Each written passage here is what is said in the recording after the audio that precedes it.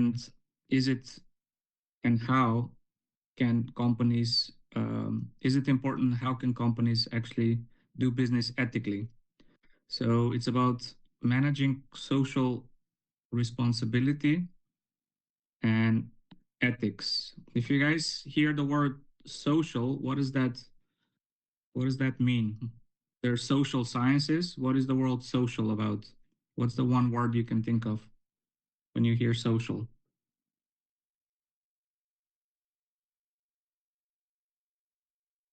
Anybody wants to write that down in the chat? What is social about? Society. Okay, but also basically it's communication and people, right? So it's about community, it's about people. Socialism, okay, maybe a little bit. Socialism is a type of society that organizes the people surrounding community. Um, but social, if you can describe in one word, social is something about people, right? So the question is, how can companies, what should they do to make the lives of people better? Or is it even their role to do that? So we're going to talk about that a little bit. And we're going to talk about ethics. Is that also something that companies should adhere to, ethical behavior? You see here the learning goals, what we're going to talk about. So let's just start. Unknown participant is now joining. Um, what is social responsibility? So basically, there are several views. So to be responsible towards society, to be responsible towards your country, towards the people in the society. There are several views regarding business, whether this is even the role of business. So the classical view would say that the only social responsibility for businesses is to maximize profits. You know, it's all about the Benjamins, right? Profit is the bottom line for business. And at the end of the day, we're going to talk about a lot of things, but you have to realize that at the end of the day, profit will still remain the main goal of business. Because if you don't make profits, well, you can go bankrupt and then you cannot do any of these other things. You cannot help society, you cannot help people, you cannot take care of your people, you cannot pay them, you cannot care for the environment because that's also costly, as we're going to see. So, in the end, profit is a very big goal. The question remains, is it the only goal that should be there for business? So, according to the classical view, that is the case. Um, Only profit is what companies should be about. That's what they're good in. That's what they specialize in. But then there's some other views that say, for example, the socio-economic view, that the managers and businesses' social responsibility go beyond making profits, um, to include protecting and improving society's welfare. So businesses have a huge role, according to this view, to improve society as a whole. And then you also have the stakeholder capitalism that kind of builds up upon this. View is that the company should focus on all stakeholders, so not just shareholders. The classical view would say it's about profits, which means profits all go to the shareholders, to the owners. But actually, all stakeholders should benefit from businesses. And stakeholders can include, so not just the owners, the shareholders, but also employees, vendors, suppliers, community members, the municipality where the company is in, the country where it's in, and obviously the environment around it. So if you look at these three, can you just write down which one do you think is the main responsibility of business? What is the view that is closest to your own view regarding business? Do you believe in the classical view, in the socioeconomic view, or the stakeholder capitalism view? I'm just curious if you would write it down in the chat. Stakeholder capitalism. classical view.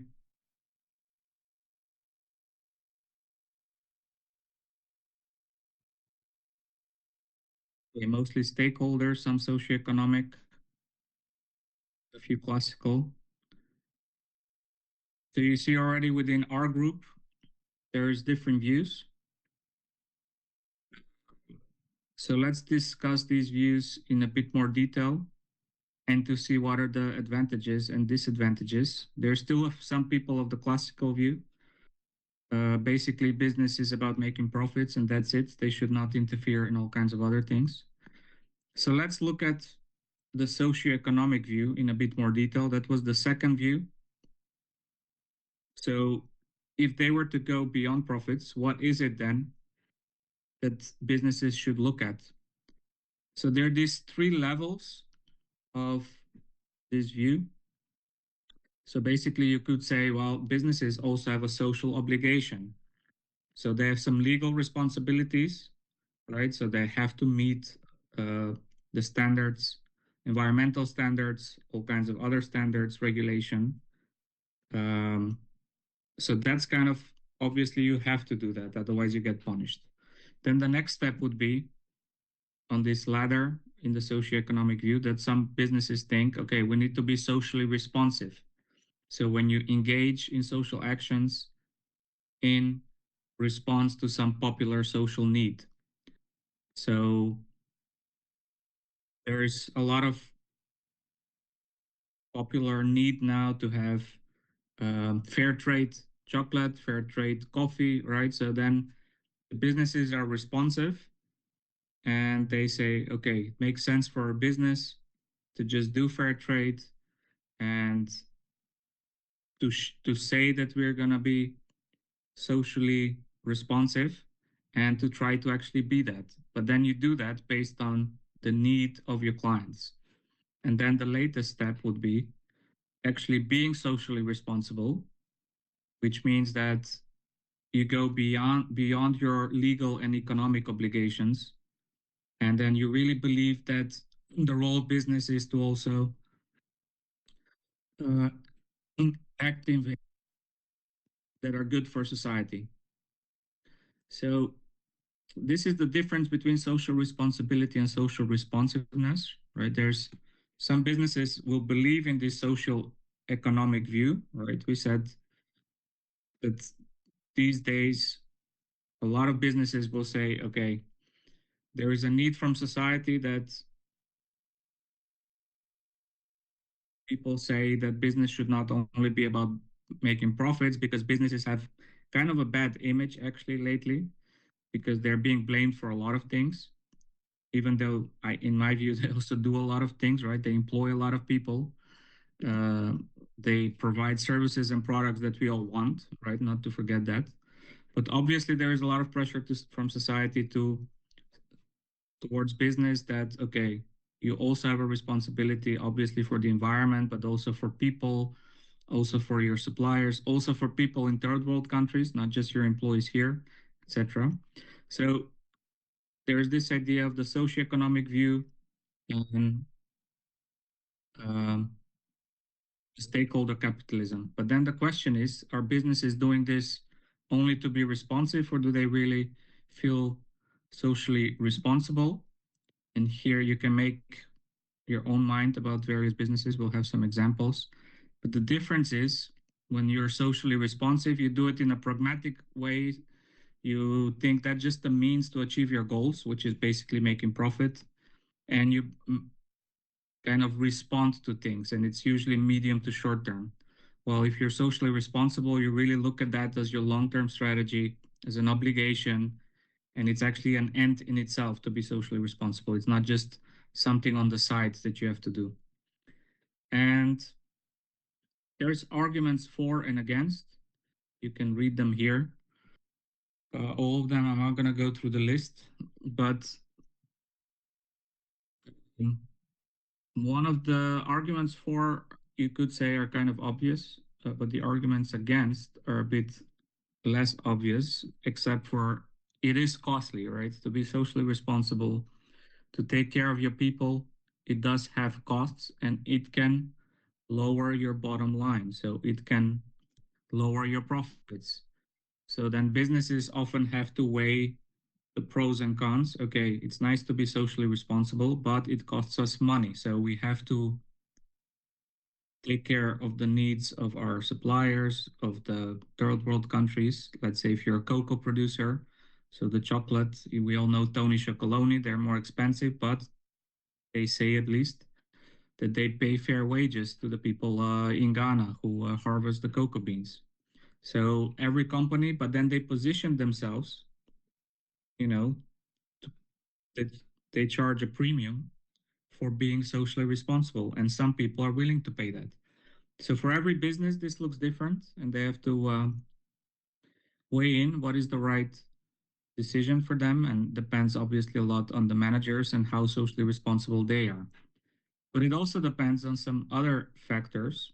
By the way, when you hear the word capitalism, what do you guys think of? We all live in a capitalist society, right? We looked at the video, if you remember, from this professor Milton Friedman. You see him here. He's a proponent of this shareholder capitalism in the middle column. He talked about this pencil, right? About free trade, that this pencil was produced because of the capitalist free trade model, that people get together from various countries to trade, to make products because they have a personal interest in this. They basically can earn a profit, can make a living out of trading, out of making things. But the question that I have for you guys is, what is capitalism? Most of you come from capitalist societies. So what is that? We say we live in a capitalist society, making more and more money, producing. Okay. So capitalism is making more and more.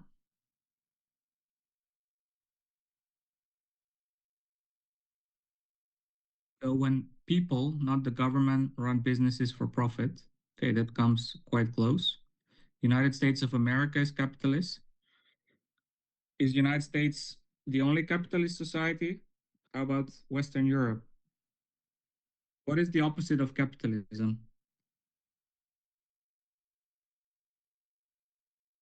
Could be the opposite of capitalism.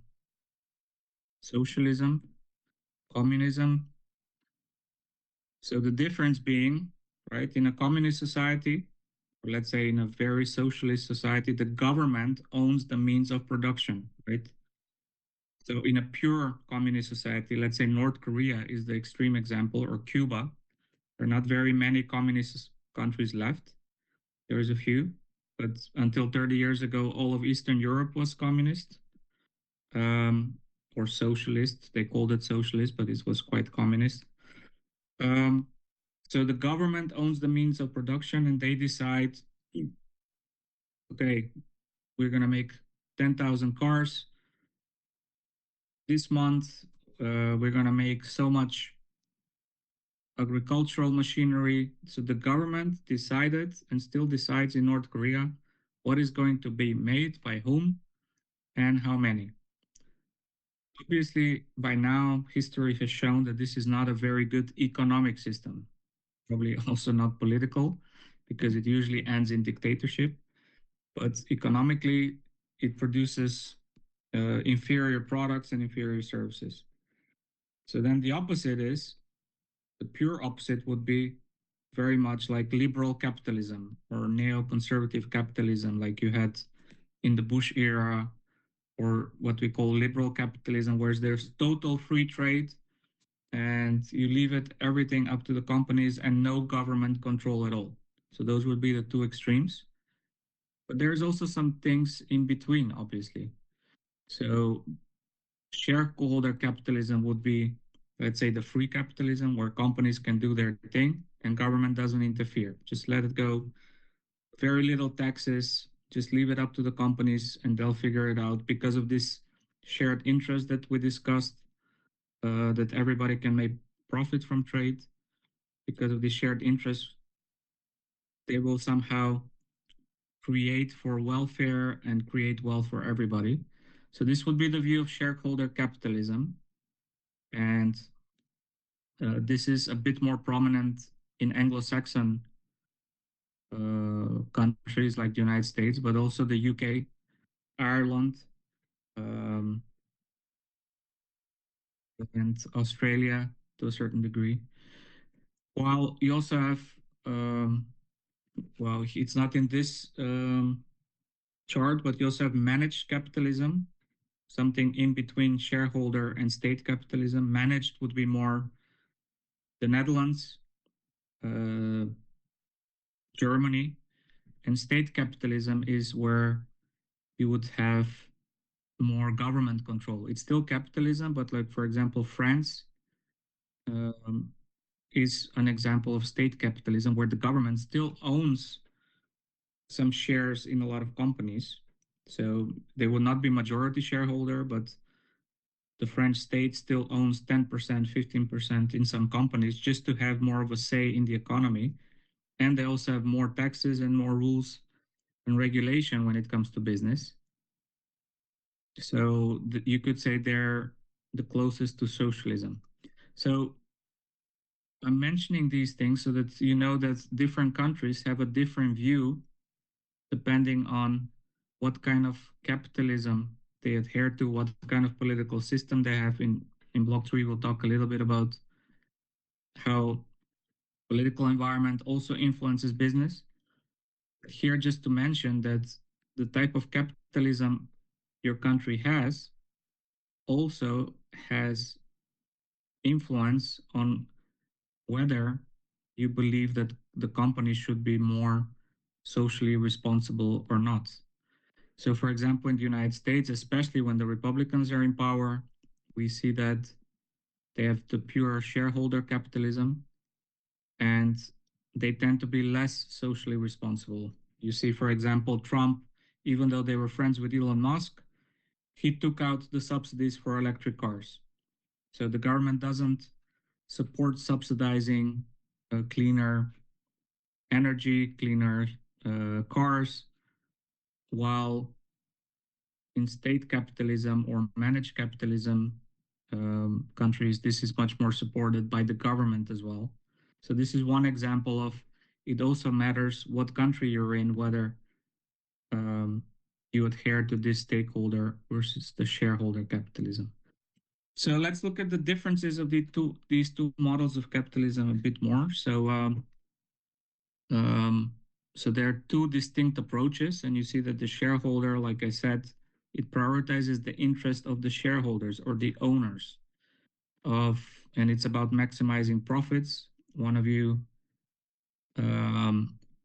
one of you mentioned that actually capitalism, it's all about profits, making more and more. And indeed, there is a lot of pressure on management, a lot of pressure on companies to have more and more profits. And this pressure comes from shareholders because shareholders, they invest money and they want the highest possible return, not just for 1 year, but they want that for as long as possible, right? So there's pressure from shareholders. If a company is not performing, there's not enough profits, then uh, management gets fired.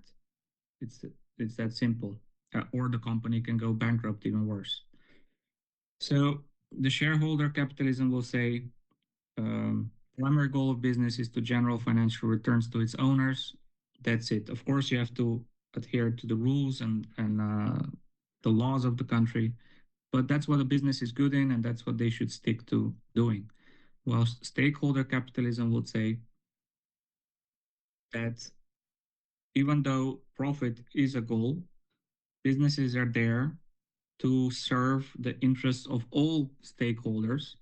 So, like I said, stakeholders can be your employees, your customers, your suppliers, community, um, and obviously also the shareholders.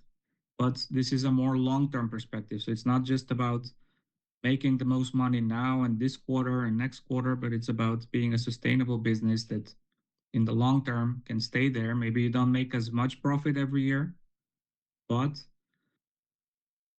you're there to serve a greater role in society. So you see more and more these type of businesses who use stakeholder approach also as a business model where they, like I mentioned, Tony Chocoloni, but there's several others. Fairphone started to export also now in the United States. It took them a long time. Maybe you've never heard of them, but they're kind of a sustainable mobile phone producer. So where they really try to take care of the whole environment. But pure stakeholder capitalist companies, uh, there are not very many. Like Unilever tried to be a bit more environmentally friendly, but this CEO didn't have as good results, and he was fired a few years ago because he was talking only about the environment, about sustainable products, and shareholders didn't like that. So it's a battle. It's not something within every company, within every mind of people. And when you tell customers also, so we can say we are all for stakeholder capitalism, but when you buy a pair of jeans and you say, okay, a sustainable pair of jeans is 100 euros, but the same pair of jeans that is not so sustainable is 50 euros, there's very few people who are still willing to pay the 100 euros for the same pair of jeans only because it's sustainable, because it uses less water, etc. So it's a battle in the mind of consumers, of managers, of shareholders, but there's obviously changes going on.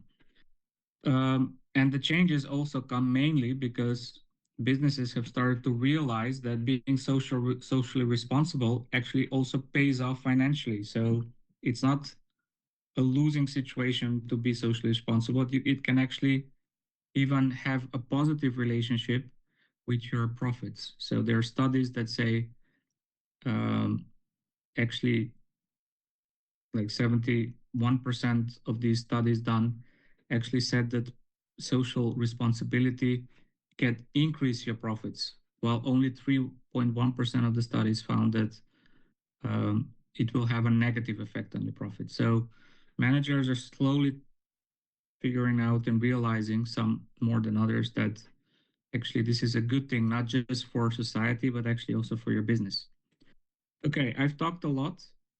If you scroll up in the chat, uh, okay, put it again. Let's have a small break by reading this case and answering some questions before we start talking about ethical issues. So there's a link in the chat. Please click on that, read the case about IKEA. Just read it in 7 minutes and think about these questions. And I'll be back in 10 minutes or so, and then we'll try to answer some of these questions. So take a few minutes, and I'll be back. And think about these questions that are on the screen. They're also at the end of this link, and we'll discuss it after you've done reading. So also write down your answers. Okay, see you in a few.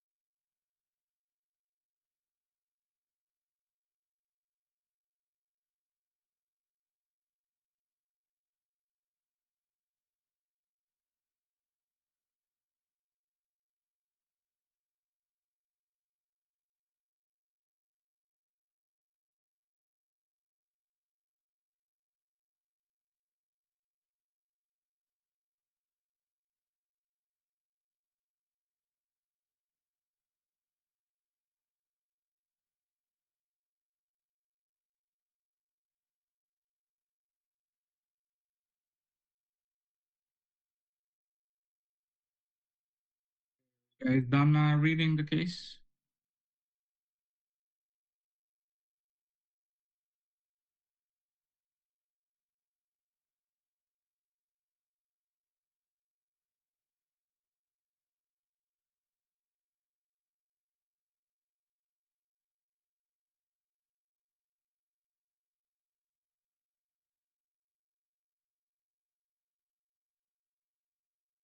We don't have time to go over all the questions, but what do you guys think about the last question? IKEA has taken numerous steps to address the child labor in its supply chain. Do you think every business working in a context that may have child labor has a duty to act in similar way? Why or why not? Feel free to write it in the chat or just speak out. The answer is kind of obvious, but what do you think?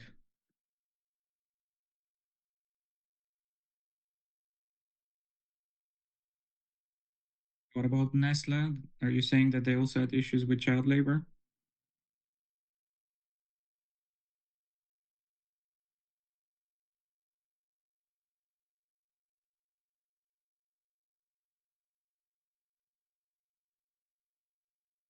So how would you react if your company, without you maybe even knowing, you have some suppliers or you're doing business in Cambodia or India or somewhere in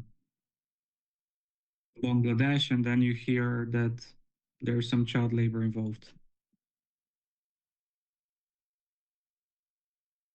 There is a lot of talk, for example, we all want to have electric cars, but electric cars have batteries that need lithium, and a lot of lithium comes from Congo, Republic of Congo, for example, and there is some child labor involved there. So are car companies also responsible Unknown participant is now exiting. for these materials that are brought sometimes with child labor? Find new suppliers.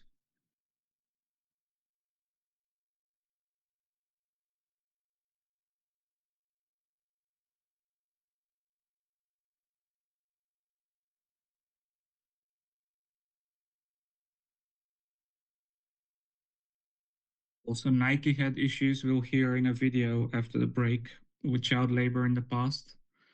And this can obviously, in today's day and age, that can cost you a lot of your business if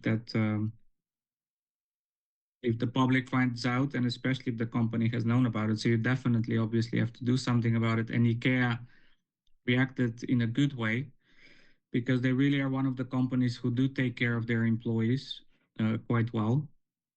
And they often give good salaries and good benefits, but also they try to treat their suppliers well. So even though this news or documentary turned out to be fake, they still did everything and tried to um, help this child labor issue in India in in a good way, and that also in the end led to them creating a positive image about themselves. So it was also good for business, but you should, like we said in the beginning, you should be doing that because you believe in it, not just because you think it's good for the profits.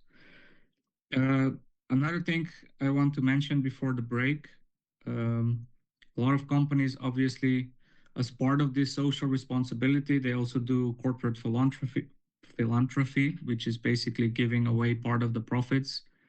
So this is a way, charity can be a way that companies can show and demonstrate a commitment to society, but it can also be sometimes misused because they just say it's an easy, or they think it's an easy way to look like you're social responsible while you actually maybe still involve child labor or whatever secretly, or you don't do ethical sourcing of materials, but they think, okay, we'll just give a small portion of our profits and then our problem is solved.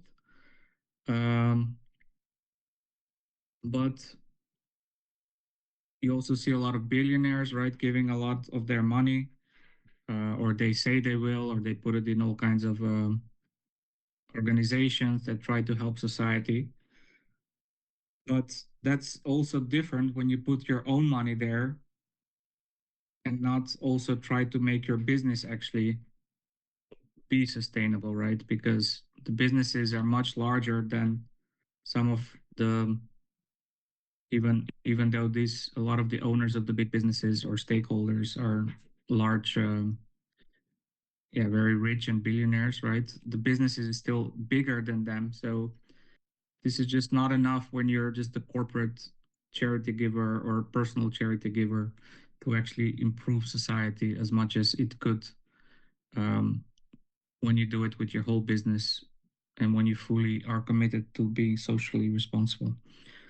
Um, so, I mean, just to give you an example on that, Bill Gates is giving a lot of money, but Microsoft is being fined still to this day by the European Commission on a lot of antitrust or not fair competition or not adhering to the rules. So on one hand, they try to maximize profits unfairly sometimes, but then one of the largest owners, he gives money away. So it's sometimes contradictory. And you have that with more companies as well.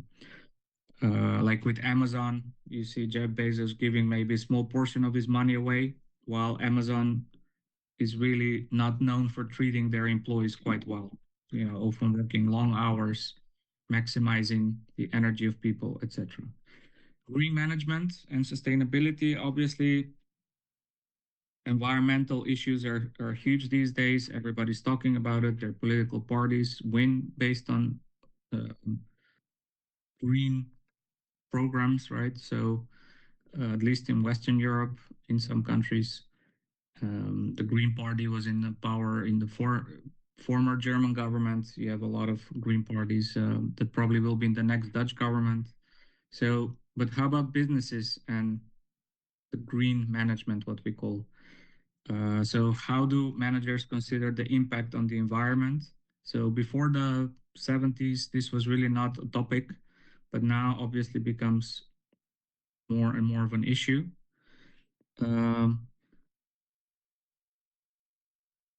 Yeah, so it's a good comment that Rose said. You feel like these billionaires donate for the tax reasons more than for environmental reasons. Yeah, we cannot look into their hearts, but probably that's could be part of the reason, and probably is. Legal. So, how do organizations go green? Obviously, there's always some gradation. Uh, Often they do it because they have to do it because of the law. uh, and sometimes they do it because the market demands it. Hopefully, they do it because they believe in this stakeholder approach where they need to take care of, companies need to take care of all the stakeholders and not just the shareholders and maximizing profits. But and the most extreme way, let's say, is the activist, like the dark green, it's called dark green approach, where companies are actually proactively and actually advertising this green approach. That's rare, but you do have a few companies who also try to do that as a business model. Um,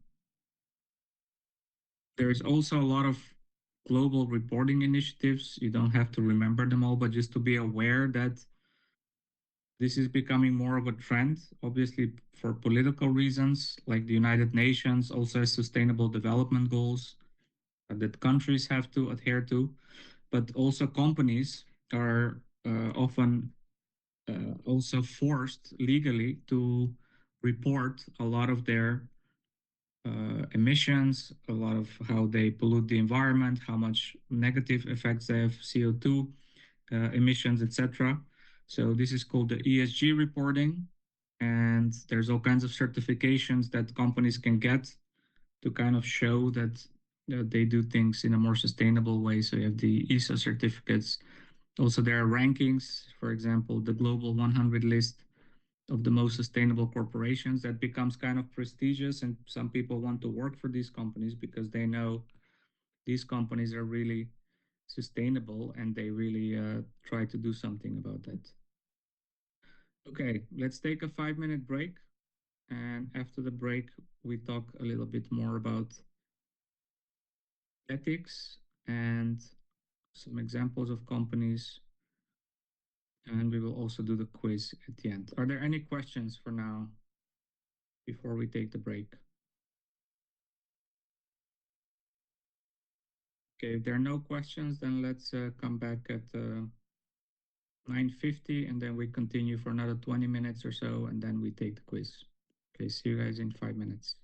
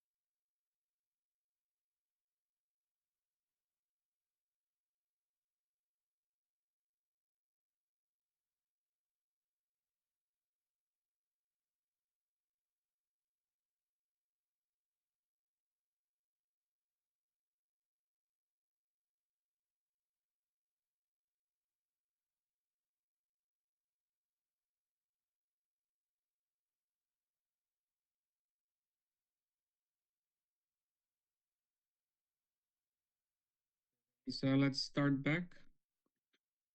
Okay, so we talked a little bit about corporate social responsibility, but then this course it's called management, organizational management. So what does this have to do with managers in general? Obviously, if you want to be corporately or socially responsible company, as a manager, you have a role to do the right thing. And how can you do that? How can you behave ethically? Well, first, let's define ethics. Something about principles, values, beliefs that define right and wrong behavior. There are some kind of simple tests you can use as a person, but also as a manager. If you're not sure about a situation, you can think about the golden rule test. Would I want people to do this to me? Right? If what you're about to do to others. What if everybody did this test? Would I want everyone to do this? Would I want to live in this kind of world if everybody was doing what I'm about to do? You can think about that when you're not sure whether you're doing the right thing or not. The family test, how would my parents, spouse, significant other, children feel if they would find out that I'm doing this? Would they be happy with this or not? The conscious test, does this action go against my conscience? Would you feel guilty after you've done something? And the front page social media test, probably more applicable to you guys, being on social media a lot. How would I feel if this action was reported on the front page or on my social media account? So think about this when you're not sure, not just in business, but you could probably apply this also in your personal lives. But there's obviously a lot of ethical dilemmas that managers go through, and whether they behave ethically or unethically depends on a lot of things, how they react to a certain situation, whether they fall into temptation to bribe a foreign official or not, to look away when there is abuse or child labor, or not treating your employees well, or all kinds of other ethical issues. So let's look at some ethical dilemmas, and there's some examples, and what are some benefits of actually behaving ethically. Let's look at this video, and then we'll wrap it up in maybe 10-15 minutes after that. Hello everyone, welcome to Business School 101. Have you ever wondered how businesses navigate complex ethical dilemmas in management decisions? Whether it's balancing profit with social responsibility, handling conflicts of interest, or maintaining transparency, businesses face ethical challenges every day. But what exactly are these dilemmas? How do managers resolve them? Are there real-world examples, and what are the major benefits of addressing them effectively? In this video, I'll be discussing these questions with you. Section 1, Definition.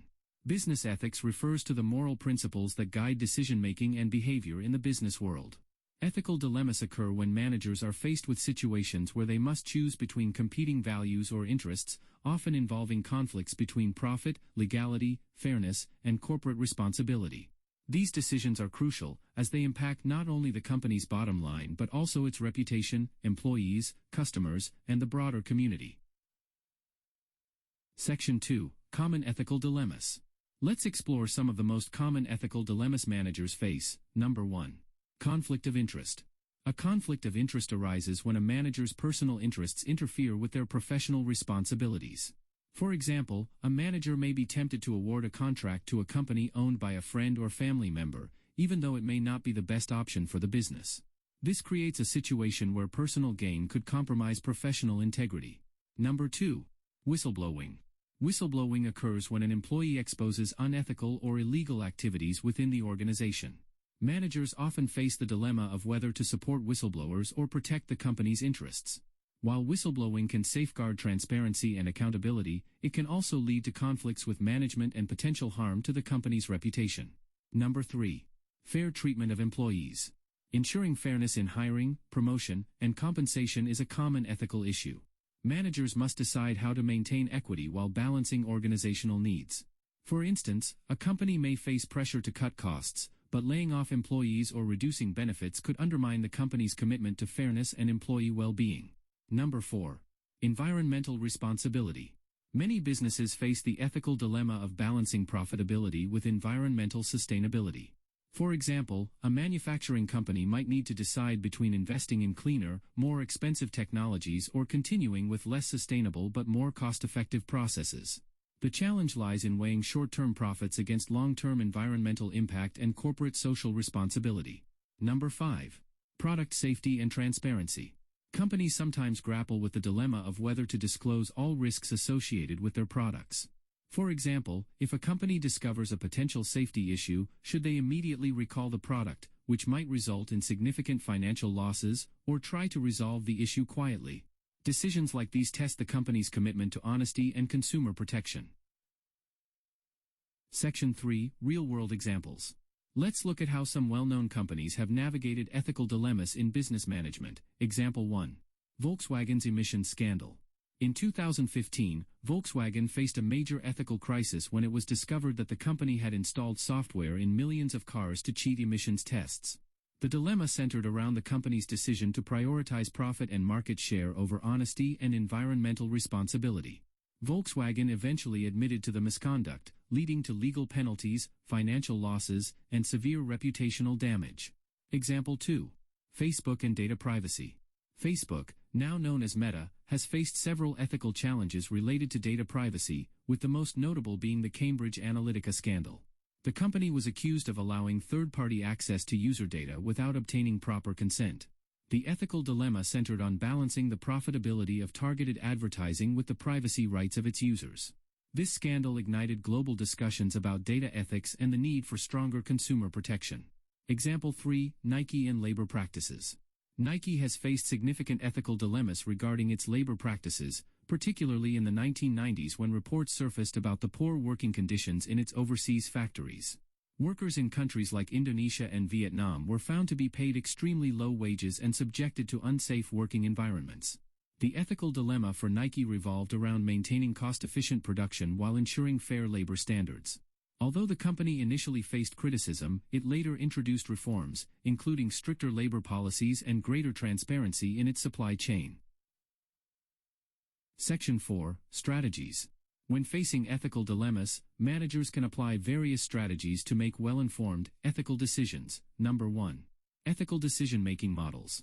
One effective strategy is to apply ethical decision-making models like the utilitarian approach, choosing the option that benefits the greatest number of people, or the deontological approach, focusing on duties and principles rather than outcomes. These models help managers weigh the consequences of their decisions while staying true to their core values. Number 2. Transparent communication. Being open and transparent with stakeholders is critical when navigating an ethical dilemma. Whether addressing a conflict of interest, product issue, or data privacy concern, clear communication helps build trust and ensures that all parties understand the reasoning behind decisions. Number 3. Establish a code of ethics.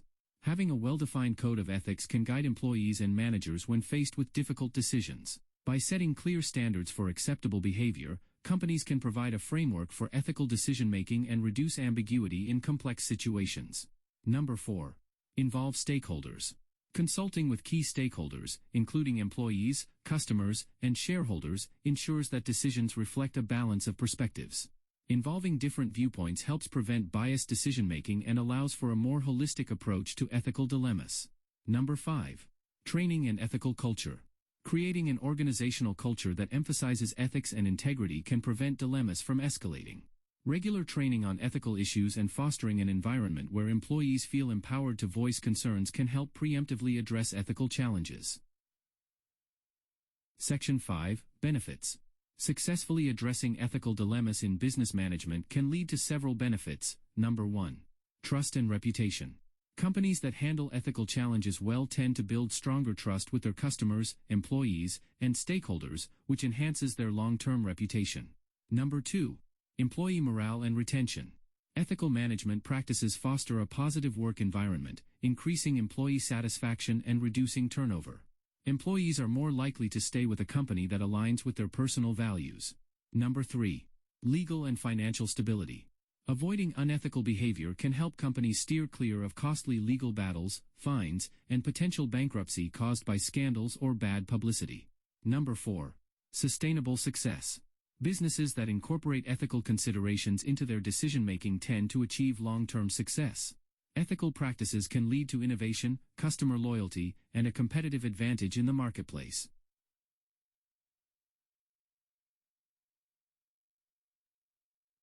This video was kind of, you could say, a summary of the whole lesson, but you saw some bad examples, Volkswagen, Nike, Facebook. And actually in the workshop, we're going to go into detail in the Volkswagen case. So it's very fresh, just a few years ago. The court cases are still going on in some countries against Volkswagen. And they basically cost them dozens of billions of euros just because of some high-level manager decided that it's a good idea to cheat basically on our diesel engines and pretend that they're very clean, even though they weren't. So they installed some kind of software that made it seem like it's a cleaner engine than it actually was, which was, I think, obviously in retrospect, stupid idea, but even at the time, stupid idea strategically, because while Tesla and other companies were trying to go electric, a lot of German companies were still trying to hold on to their diesels, but then pretend that they're very clean. So instead of jumping on board and trying to actually really produce cleaner cars, later they realized their mistakes, and now they really invest full into electric and hybrid. But 10 years ago, they were quite late in this game, which cost them not so a lot of fines, but also a lot of delayed business profits. And we'll discuss that in more detail in the workshop. So I hope that you will come there. So just a few more points about ethics and moral development. And then we take the Brightspace quiz. Obviously, everybody's on a different level as a person when it comes to their moral development, ethical values. So there's all kinds of levels and all kinds of influences. What matters a lot also in business is what are the individual characteristics of the managers, of the owners, and what they believe in also influences obviously the employees as well. Um, so the company culture is something that, and the country culture influences everybody in society or everybody in the workplace, in the company you work with. So what does it depend on? The values that we personally have, where do they come from? Can somebody name a couple of things? Where do your values, what you believe in about the world, about right and wrong, where does that come from? Just name a few things. Where do you get that from? The question is, raised. Sorry, good morning. good morning. So where does your value come from? From home, upbringing, family, religion? Yeah, from home. Um, Upbringing, family background, TV. Okay, values also influenced by TV, life experiences, um, parents, family, culture, and religion. I think maybe that's a good summary. Family, culture, religion influences obviously a lot of our personal values and upbringing as well. So it also depends on how strong you are. This ego strength refers to how much are you capable to also defend your values. Imagine you come to a company that wants you to do something that is against your value. So this is not about being egoistic, but more about how strong is yourself. The ego strength refers to that. It's not a negative thing. It's basically saying, okay, I have strong values. Let's say I'm against cheating. Could be that some students are against cheating, right? And you come to a company and they say, yeah, but maybe we should just tell this story that's not quite true to the customer. And if you as a person believe or are strong to yourself and you say, okay, I don't want to do this, then you have this big ego strength, and then you can resist this company culture. While if you have this uh, ego weakness, you could just go along with whatever the company says. You say, okay, they pay me, so I don't care one way or the other about the customer. I just care about my own salary, and whatever the boss says, I'll do it. Also matters of this idea of locus of control. How much do you think you're in control of your own destiny or not? If you believe that you actually can control your own destiny, you're also more likely to resist this temptation to go along with something in a company that is against your values. So whether we behave ethically in a company or not, so depends on individual characteristics, but depends also on the company culture. There's also a lot of ethical norms and values and that organizations and governments obviously try to do also on an international level. So United Nations, there's a global contract, but you could say that this is really pro forma because United Nations doesn't have any legal power in, especially not in business. But for example, the United States has the Foreign Corrupt Practices Act, and that can actually hurt you a lot if you get caught by giving bribes, for example, to foreign officials. It's not easy to get caught sometimes, but if you do get caught, you could really get some serious jail time because a lot of countries have laws against bribery, against not just bribery in your own country, but also bribing officials in foreign countries. But you still have cases where you see that companies have paid a bribe to foreign governments just to get more business.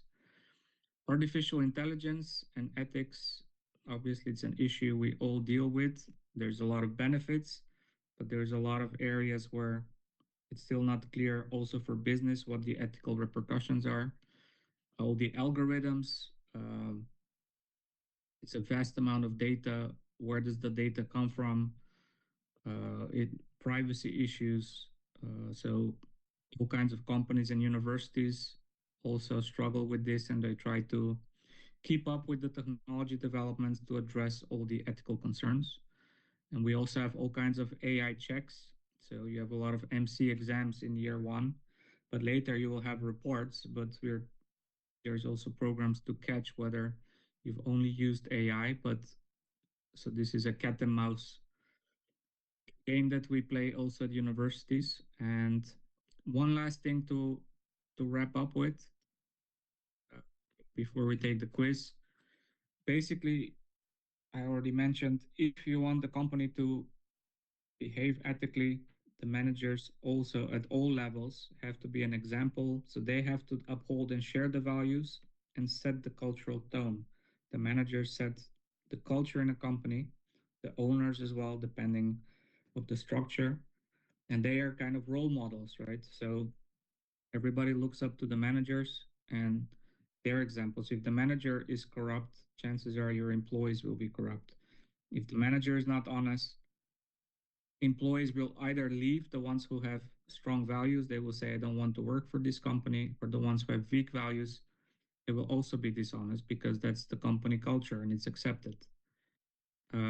But a lot of companies realize the importance of ethics and they organize all kinds of workshops and programs to encourage ethical behavior. So almost all this study in the US, almost all companies these days have ethical officers or programs where they encourage ethical behavior. So it's a really high on the agenda, especially in big companies, but also smaller companies. Okay, just to wrap it up, these are all the things we've discussed today. Um, we talked about social responsibility of companies. What are the elements that contribute to this, and about the different capitalist models and how that affects the social responsibility of companies. We talked a little bit about green management and what are the ways companies do reporting. Um, yes, the quiz we can start in a couple of minutes and then you can take, I think, 20 minutes or so at least. Discuss the factors. We discussed the factors that lead to ethical or unethical behavior, and we wrapped up with saying that management has a crucial role in encouraging the ethical behavior. Are there any questions, guys, about the topic or the lesson before we go to the quiz? If you have any questions, this is the time to ask them. Just about anything regarding organizational management, or if you have questions about the course in general. Internal environment is the name of the course. Includes also finance and operations. Okay, if there are no questions, please go to, I'm not sure if this link will work for you, but you can go to,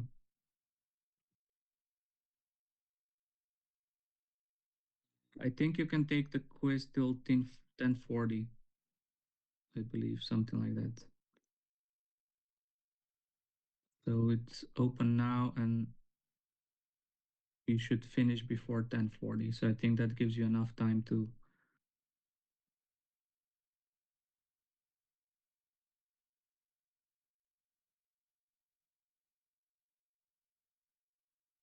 So please, everybody, just go to internal environment and then course tools and quizzes, and you will find this week 2 organizational management quiz if the link is not working.